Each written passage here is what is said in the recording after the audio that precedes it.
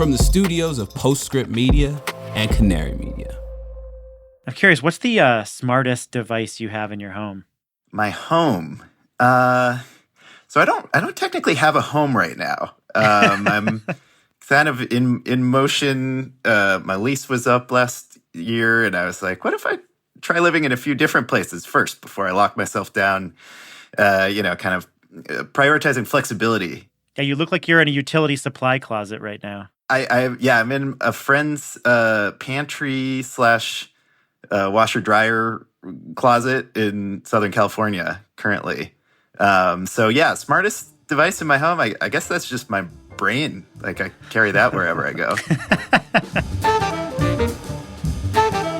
Julian Spector is a senior reporter for Canary Media, and in between recent trips across South America and Mexico, with a stop at a friend's utility closet in between, he's been reporting on this perennial question: what exactly is the energy smart home of the future? This is one of the most interesting and, quite frankly, annoying topics in energy, if you ask me. I say it's annoying because we have this pop culture influenced view of the smart home where everything is completely automated and our dwellings anticipate every need. And we've all internalized this, whether we believe it's going to happen or not. It's just kind of how the smart home is judged. But I still find the question endlessly interesting because our homes are getting smarter. So many devices, from thermostats to Wi-Fi routers to lights to refrigerators to batteries, are potentially interactive. And it's totally possible to orchestrate them for the benefit of the electricity system. That's not science fiction. It will be more valuable, really, for all parties involved to have homes that are very much connected to the grid, are able to respond to signals from the grid based on things like an imminent shortage of power.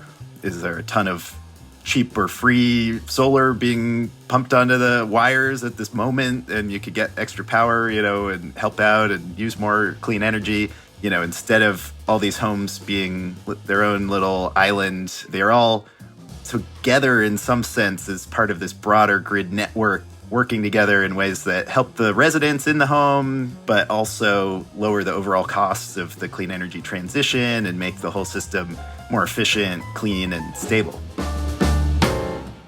Now, this vision that you just outlined has been out there for the last couple of decades. People have been talking about these grid interactive homes since the early 2000s. How does reality stack up to this imagined future? It's not quite so shiny as you might expect. At this point, we are seeing year over year, growth in the number of connected smart devices in homes. So that is trending in a direction of smarter, more connected homes.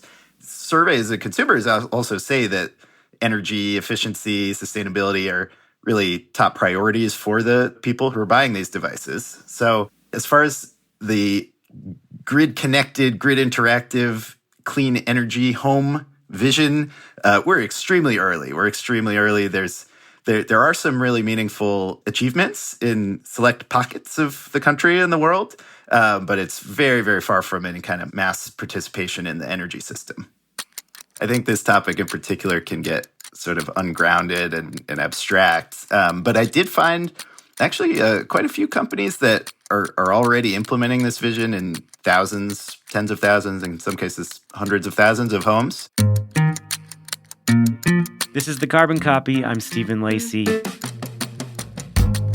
This week, a new backdrop for the smart home. As we electrify the economy and build more variable renewables, we need buildings to help balance the grid. And after decades of futuristic visions that never materialized, are we finally at a moment when the smart grid interactive home is emerging in a meaningful form?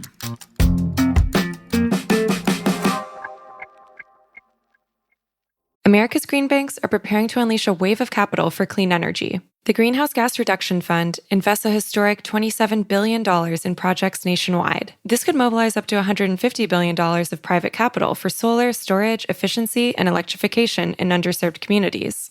So how do we deploy those billions quickly, efficiently, and with the highest impact? On July 18th, Latitude Media and Banyan Infrastructure will host a virtual event exploring the on-the-ground realities of making America's green banks a success. Register for free by clicking the link in the show notes or go to latitudemedia.com/events.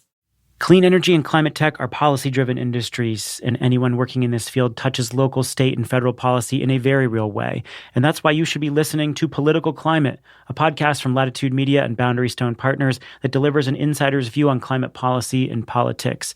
Every other week, co-hosts Julia Piper, Emily Domenech, and Brandon Hurlbut cover the nuances of government funding, regulations, backroom negotiations, and the election, of course. Political Climate is a show for people who want authentic conversations and strong opinions from voices across the political spectrum. Listen at latitudemedia.com or subscribe to the show anywhere you get your podcasts.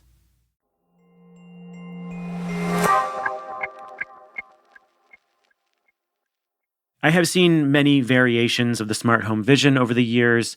In the mid-2000s, the internet-enabled consumer dashboard was going to be the thing that revolutionized energy in the home. If people could just see in real time how energy is being used, they would transform their behavior, so the thinking went. Even Google and Microsoft got in on the action and then shut down their energy dashboards when no one was using them. Then came the smart thermostat pioneered by Nest. Now that device, and then a range of other smart thermostats, they're genuinely good products. Google Nest has sold 11 million of them. People really like them. Many hoped that the rise of smart thermostats marked the start of a wave of technology adoption that would enable millions of energy-aware homes. They have been really helpful for demand response programs, no doubt, and shaving off some money from energy bills here and there. But the gadget-centric model just hasn't unlocked a smart home revolution. One of the problems is consumer expectations. People don't want to do that much work or buy a bunch of gadgets or look at a dashboard every day just to save a few bucks a month on their energy bills for the sake of it. Another is regulation. I mean, here in America, it's so hard to make homes into grid assets because of a thicket of different utility programs and regional market rules. But today there's a new backdrop that's creating more urgency for the grid interactive home. And that led Julian to ask how it might influence a new phase of activity. Yeah, so one big thing that's changed is this new momentum around electrify everything. After years where a lot of the clean energy focus was just getting more renewables built, there's now real policy and interest in electrifying homes, electrifying buildings, swapping out the fossil fuel appliances for electric ones. But it doesn't solve the problem entirely because, we're trying to clean up everything. And if we just electrify the homes and leave them, non-responsive to the grid, suddenly you have much bigger electrical demand that has to be met by clean energy. But if it's not lining up with when the clean energy is being produced, you got a problem there. And to illustrate that point, you can imagine California feasible that in the next few decades, almost all the homes will be cooking without gas, switching to induction stoves and heating and cooling electrically. But, let's say we got a ton of solar power during the day, and then at night, everyone's coming home, the solar power stops producing because the sun goes down, and then everyone's turning on their induction stove to cook dinner, and suddenly you have this spike of demand that just didn't used to exist at the exact time that was already really our most challenging time for meeting electricity needs in California. And so I think there's this real risk that if we only electrify and don't do it in a smart and flexible way, that creates a much bigger headache for trying to build enough clean energy and deliver it to people at those times than if we just do some common sense approaches around, making the buildings a useful player in this whole system. Yeah, the electrification piece is really interesting because NREL, the National Renewable Energy Laboratory, put out an electrification futures study and found that with widespread electrification across the economy, we're going to have to double the amount of electricity generating capacity that we're installing, renewable electricity generating capacity through the middle of the century. So it's a lot more capacity, and there's a lot more flexibility you need in the system when you're developing that much renewable energy. Absolutely. Yeah. And then the other facet here is the grid has to be built to meet the moment of highest demand in the year. But, if that's only 1 hour and there's a 1 hour where everyone's using all their things because there's no coordination to help sort of smooth out the demand, you could end up being forced to buy all these really expensive grid transmission upgrades, distribution upgrades, things like that, that could be avoided if there's just a little more coordination to kind of smooth out the things that don't have to be happening all at the same time. What's interesting, though, is that this isn't necessarily a technology problem. Like, we have the ability to communicate with devices. Devices are getting better in the home. Consumers are adopting those devices. So what does the technology landscape itself look like here? Because there's a lot of interesting stuff that has happened that could potentially enable this grid interactivity. Absolutely. So there's plenty of technologies that can do this and are doing this. When I spoke with Elta Colo, who's a longtime analyst of the future of the grid space and investor as vice president at Huck Capital, she said, I don't think we should be calling this the home of the future. It's the home of the present because the technology, it's already here. And there's solar charged batteries in homes that can feed into the grid if you need to, actually send power back to the broader system. You've got smart thermostats, which are probably the, single most widespread consumer product of the energy suite here. And then there's, things you can do with heating and cooling, such as preheating your water in an insulated water heater so you don't need to use energy, during the peak demand times or the higher price times. So, these things are doable. They're already being done. And I think that's broadly true of the clean energy transition. Like we know how to make clean power and shift it around, but it's how do you find ways to do that in rules and regulations that were written for an earlier era that, don't necessarily recognize that all these technologies are here and able to do these valuable tasks. Yeah, so if technology is not really the problem, then what are the limiting factors? They seem to be consumers and how they view the space and their role in it, and then regulation. Absolutely. So I think a critique that you can make of the clean energy industry writ large, this is generalizing a little bit, but there's a lot of companies that are very good at tackling these thorny, wonky, really complicated grid problems, engineering problems, design challenges, and coming up with these really complex but interesting solutions that some would call fascinating, perhaps. But that's often happening at an extreme distance from any sort of consumer-friendly conversation or understanding. And, a lot of these startups have to really sell to utilities as the way to get into the market. And it's just a different mindset or skill set if you're trying to sell to these subject matter experts, a relatively small group of them, and that's who decides if your product gets bought or not. Is very different from mass marketing products that an individual person, a normal kind of someone not obsessed with the grid might actually be interested in. But then, like you said, the regulation and the incentive structures, that's a huge one here, because if you don't have a way to compensate people for helping the grid, it's like, why should you do it? I mean, you could ask people to do it out of the kindness of their hearts. And in fact, that's something California has done repeatedly with its flex alerts when it's a summer heat wave and there's not enough power to go around. And they just basically plead with people and say, please use less electricity, please. But that's via text message and social media. Via text message. Yeah. This is not an asset that can be controlled. It's like it's on social media and a text message. You don't want your whole economy depending on begging people to turn off the lights at a crucial time, right? You want to have a system in place where you're reacting before you get to the emergency. You give people a reason to do the kind of behavior that is desirable. And so we're starting to see pockets of this where maybe it's a local kind of pilot project in a single utility territory, or if you're in one of the more competitive markets like Texas or increasingly in California, there are these sort of more open space for companies to structure kind of more dynamic business models that are able to actually participate in the broader system and reward people. But across the board, the regulatory factors are very tricky. We're going to pause the show here for just a moment, and when we return, we'll look at a few companies that are actually making progress in pockets of the country.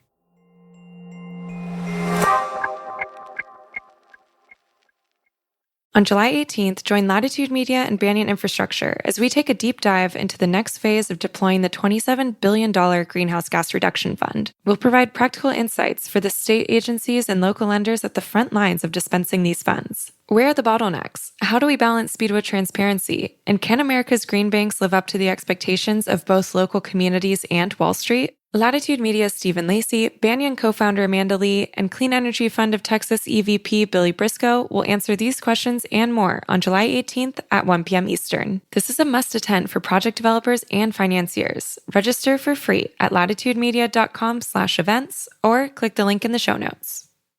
I'm Julia Piper.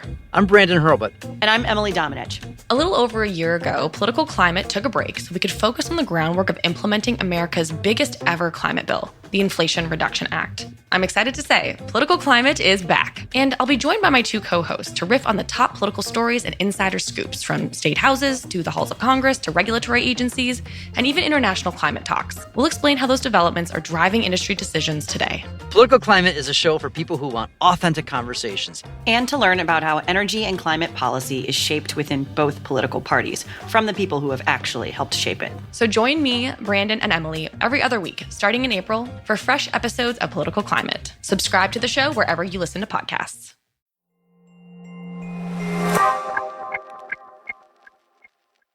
So let's hear about what companies are actually doing that is interesting and making a real impact. There's a lot of experimentation with business models. It's pretty incremental at this stage, but certainly some promising activity that you went out and highlighted. So tell me about some of the companies you looked at and what they're doing that feels genuinely impactful. So yeah, I'll run you through a few of them. One is Octopus Energy. Have you heard of them? Yeah, I have. They're a UK retailer? Yeah, so started as a UK retailer, and they've kind of kept growing and growing, and now they have got their tentacles in a lot of things, so to speak. So in the fall, when it looked like the UK was facing potentially a fuel shortage as a result of the war in Ukraine and gas prices and everything, Octopus Energy just kind of flipped on a demand flexibility service overnight for their customers. They just said, hey, customers, you could help us avoid grid shortages and we'll compensate you. And they got like 400,000 people to sign up almost overnight. And in the first event that they responded to with this kind of decentralized grid response fleet, they lowered demand by 108 megawatts, which is like a serious amount of power. That's like could be a peaker plant not needing to fire up. So that's pretty cool. Now in the US, they operate in Texas, where there's also this really decentralized, rough and tumble competitive market around electricity. And so they found that over there, they can come in and be a retailer. And what they do is they lower the electricity rates people pay if the customers sign up more connected devices. Octopus can, operate on their behalf. So for instance, if you're a customer of their electricity and you get a EV and you say, hey, you can control my smart EV charger within certain parameters, schedule when it charges up, they chop your rate per kilowatt hour electricity by 20%. That's a substantial amount, And aren't they wrapping EV leases into those contracts? Yeah. So they can also hook you up with the EV in the first place and do the lease payment on the same energy bill because it's all part of the same package to them. And they're not just like giving away money here. What they're able to do is use that flexibility to source the power they have to provide to that customer at times when there's more renewables and it's cheaper in the wholesale market. And so it's really a win-win. Like they compete with other retailers by offering cheaper rates, and they're able to offer the cheaper rates by enlisting the customer devices. And then it's all kind of building towards this macro vision of a cleaner grid, a more efficient grid, and a more kind of decentralized and resilient grid. Who else jumped out to you? Do you remember Sonnen from the old battery storage? Yeah, German battery provider, yeah. Yeah, so when I started covering them for Green Tech Media, when we worked together now years ago, they were this company, they were big in Germany, in the US, they just were a lot more expensive than the Powerwall was in the early days. And you kind of wondered, like, how long is this going to last? Because it's hard to just be a more expensive alternative. But, what they have in Germany is this massive decentralized kind of utility almost, where they have batteries in people's homes and they coordinate them and operate them in the wholesale markets in a way that they can basically provide really affordable electricity service to the customers, because they're kind of using the customers' batteries to bid into these markets in really complicated ways. And, they just can't do that in the US because of the different regulations in every state and, this emphasis on the traditional utility model. But they've found ways to make little versions of that wherever possible. And so one of the most interesting is actually in Utah. Tough market for rooftop solar. They got rid of the net metering policy that, pays you for the extra electricity you send to the grid. So there's very low compensation for solar. Also, power is very cheap. But what Sonnen was able to do is kind of convince the utility, Rocky Mountain Power, that it would be really useful to have thousands of home batteries able to respond in milliseconds to whatever grid need you might have. And so there's this now thriving network of like literally thousands of homes participating, and they get a big check up front from the utility, like a couple $1,000s. And then the utility is able to call in these batteries for, usually it's like the frequency regulation, which is just little bursts of power that kind of get the grid back in line where it needs to be. And it's kind of a wild success story because there's none of the usual policy supports. And I talked to some of the solar sales folks who are working with Sonnen on this company, ES Solar, and they were saying their customers are actually pretty excited to be helping the broader community. So Sonnen, it was actually 88% of the batteries they've installed in the US are part of some sort of virtual power plant or grid interactive program, which is just a wild statistic compared to the norm for the market, where most people are buying the batteries for really the backup power, and it just kind of sits there. One of the other companies that you talked to was OhmConnect, which is an interesting company because, so far we've been talking about more expensive devices that people need to be able to interact with the grid, but OhmConnect doesn't necessarily require that. So what's their business model? Yeah, so they work with all sorts of devices. So you don't need a fancy battery. At its most basic, they'll just text you, hey, if you could reduce your usage, for the next 15 minutes or half an hour, we'll reward you for it. And then, if you want to get more involved, you can get these smart plugs where, you just plug a major appliance into that, and they're able to remotely kind of flip it on and off in response to the needs of the grid. So they've gotten a lot of scale through this. They've got 300,000 grid interactive homes worldwide that they're managing. And in California, which is their main base of operations, they've got 250,000 appliances and devices under their control. So I think what's cool about their model is the CEO, Cisco DeVries, he's all about the incremental wins. He told me, you've got to start somewhere that's relatively easy and makes sense for people, and you can build from there. He said they've noticed when people sign up, they'll compare the key summer months energy consumption to the year before the customer signed up, and they reduce energy use by 10.2% on average. But he admitted that's actually a lot more than anything we're doing as a company to change their energy usage. So there's almost a psychological effect beyond the technology itself. So all visions of the future in this area, I wouldn't say all, but many visions of the future in this area have a Jetsons-like feel. And this is a much more tempered view of how the smart home will play out. So we're at the very early stage of this transition, even though it's been ongoing for some time. What do you think the evolution of the smart home looks like? What do these companies think? And do you feel like the industry is being more reasonable about setting expectations? I think so. I think You don't need to overhaul the home entirely. You can take devices people actually have already and make some use out of them for the grid. It's a more modest goal, and I think more realistic than swapping out the entirety of the built environment for something clean and shiny and new.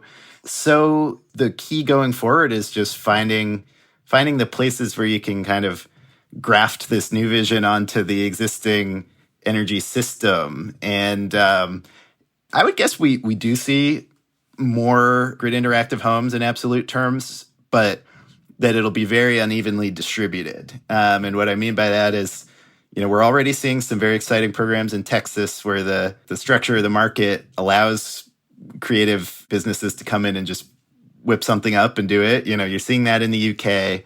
We're finally seeing more of it in California, which is talked about it for years and years without really making the structures needed to make this a repeatable kind of thing. But it's finally starting to happen there.